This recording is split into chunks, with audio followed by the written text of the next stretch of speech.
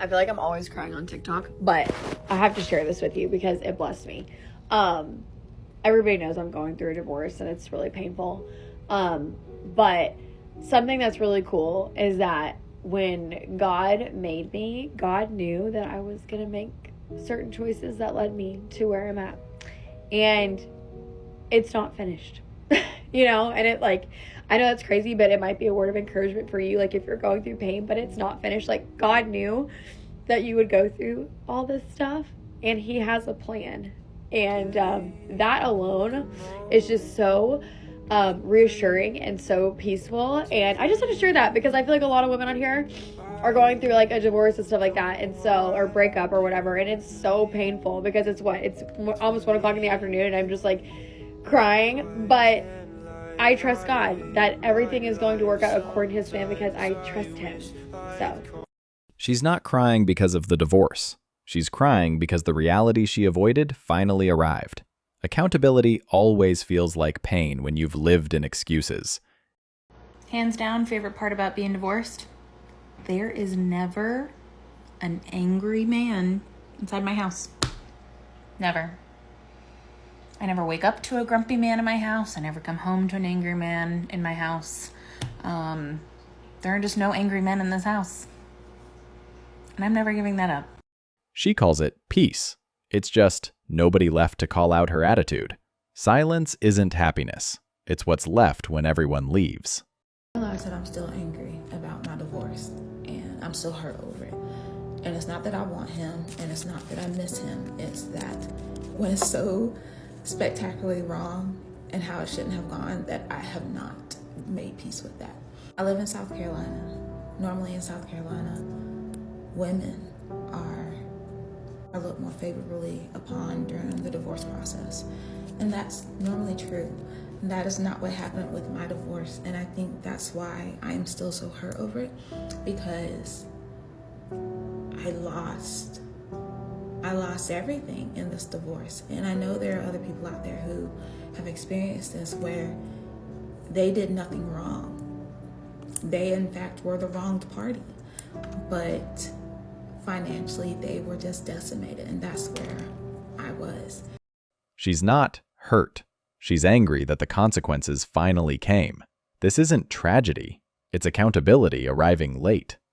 Listen, if you just got divorced, the first thing you have to do is get your head right, get your mindset right. The longer you stay in victim mentality, the longer you stay, oh my gosh, this wasn't fair. Oh my gosh, all the things that you want to say about the spouse when you're getting divorced, the longer you stay in that mentality, the longer you're going to stay stuck, okay? You've got to get out of that. Now, for me, it was a 6-month, very nasty divorce.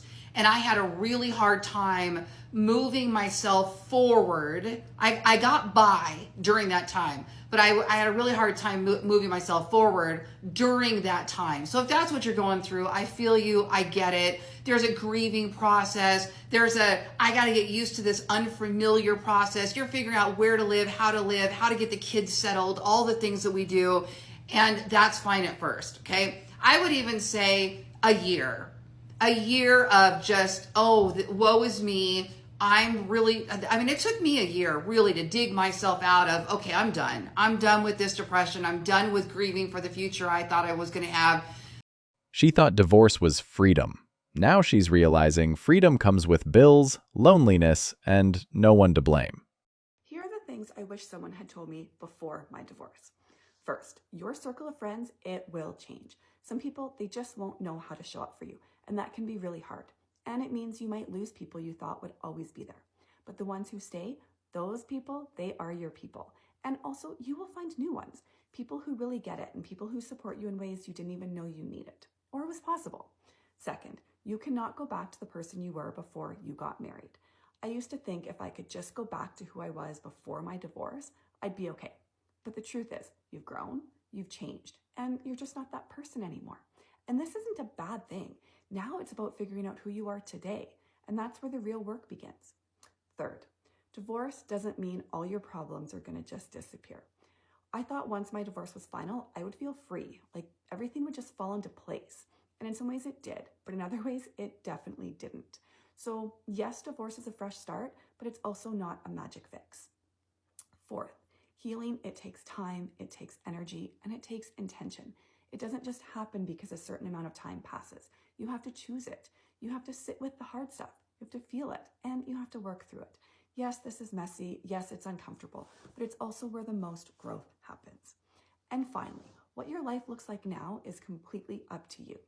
I get it. That blank page, it can feel terrifying, but it's also an opportunity. You get to decide what's next for you. That's exciting.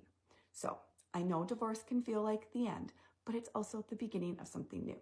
And you don't have to have it all figured out right now. Just take the next step, whatever that looks like for you. And remember, you are not alone in this. There are others who have gone through this before, and there are other people going through it right now. And lastly, you've got this. And on the days you aren't sure, reach out to someone you trust. They will help you. She thought divorce was a glow-up. Now she's realizing it was just a reset. Back to zero.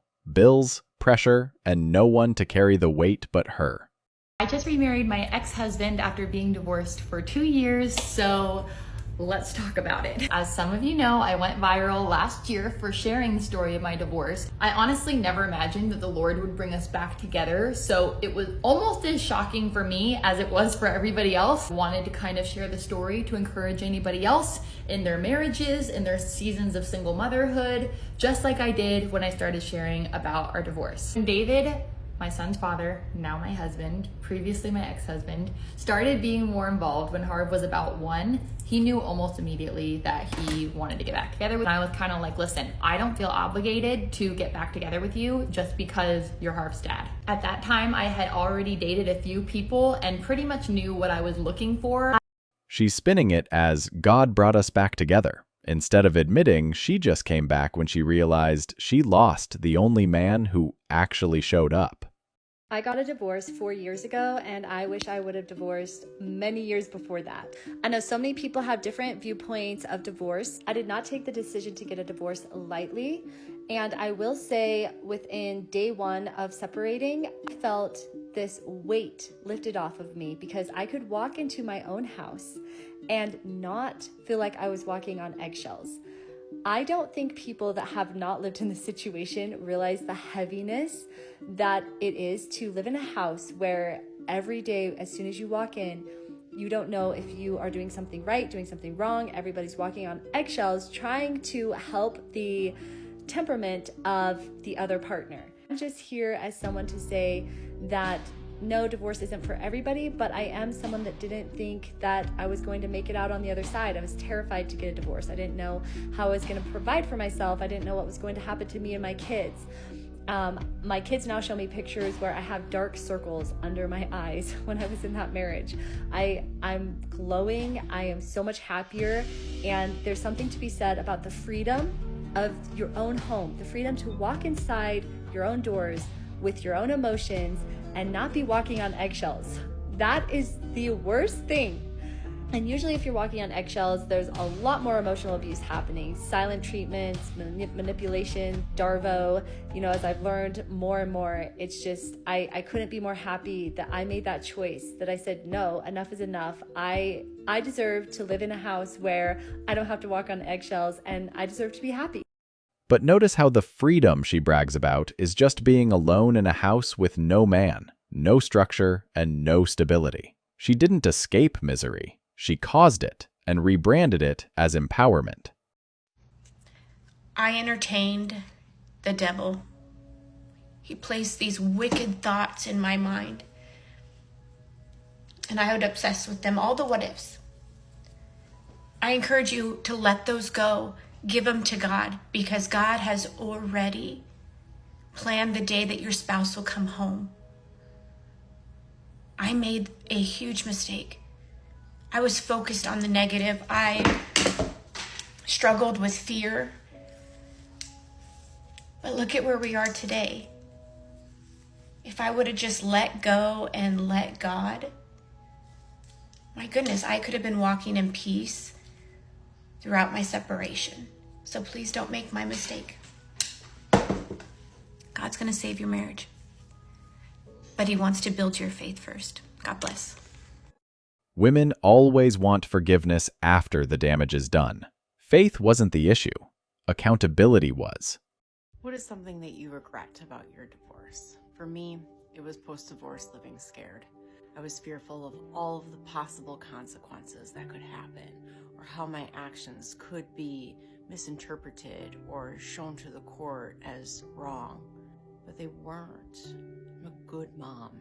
I show up, I do my best, I love my kids. What living scared did was really damper some of our activities and some of my joy that I had in my activities, because I was constantly processing in the background what would happen, how could this be misconstrued.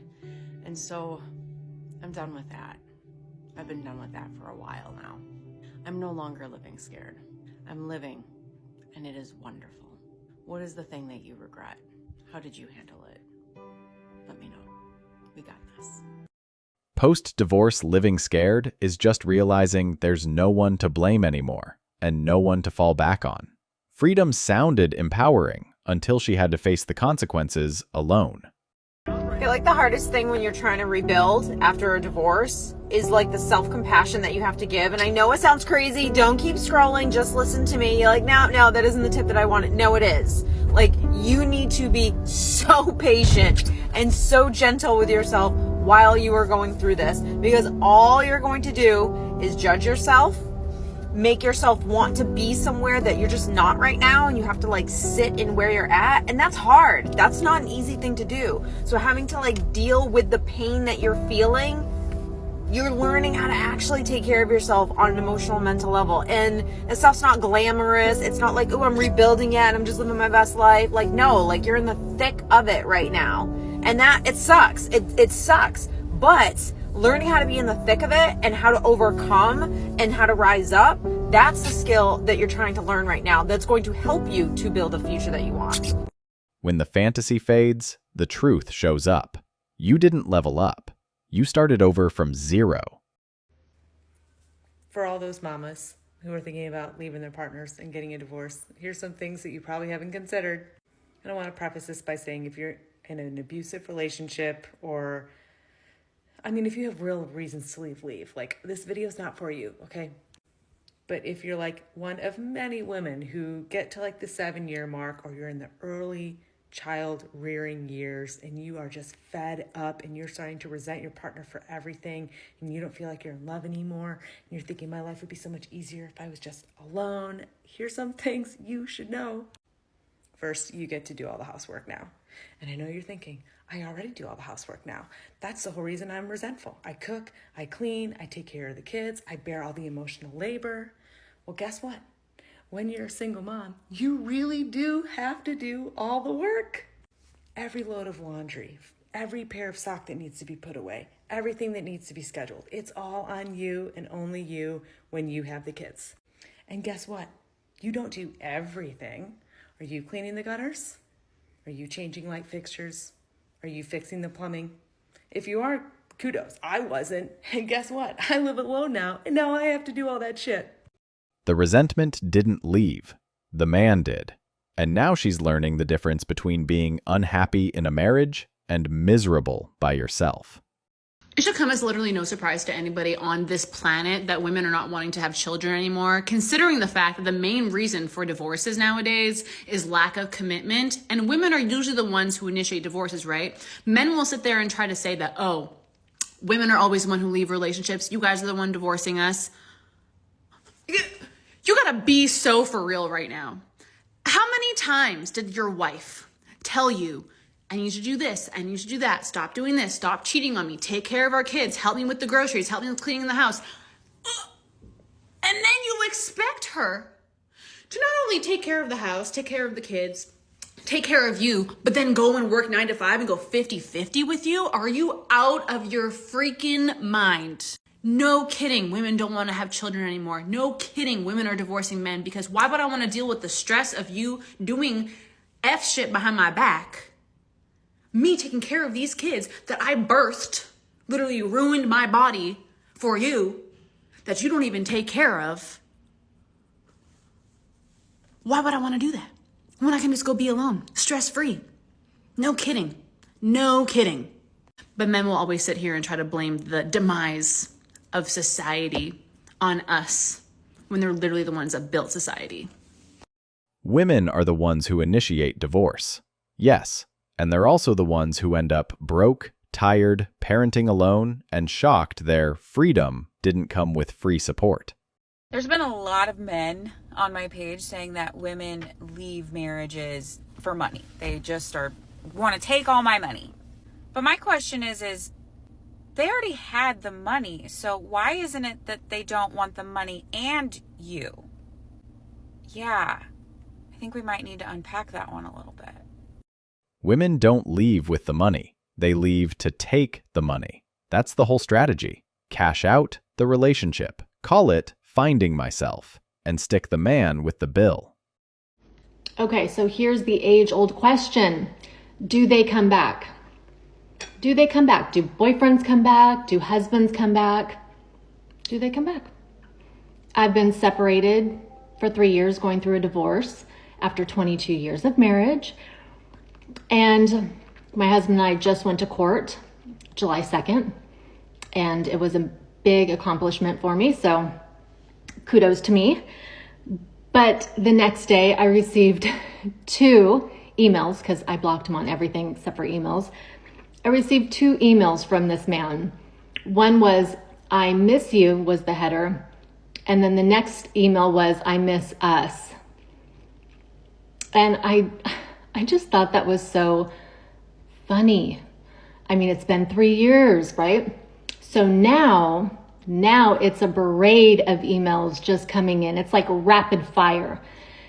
A lot of them are, pictures of us and missing, us or whatever. And then he'll turn around and be a little, I don't want to use the word bipolar, but a little bipolar.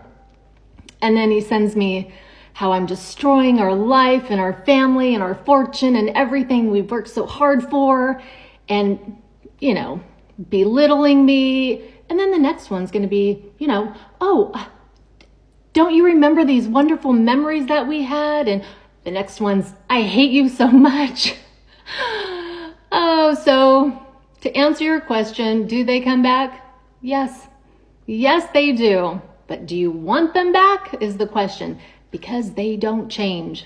They don't change. You think they change. You think, over time, they're going to realize what a value you are, and they're going to change the things that, caused them or you to kick them out, vice versa, But no, they're the same person.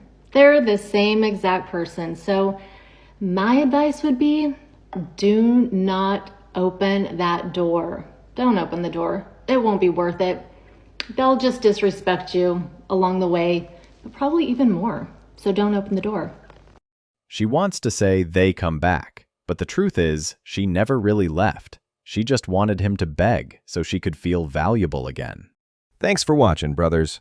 Remember, stay focused, stay free, and keep walking your own path.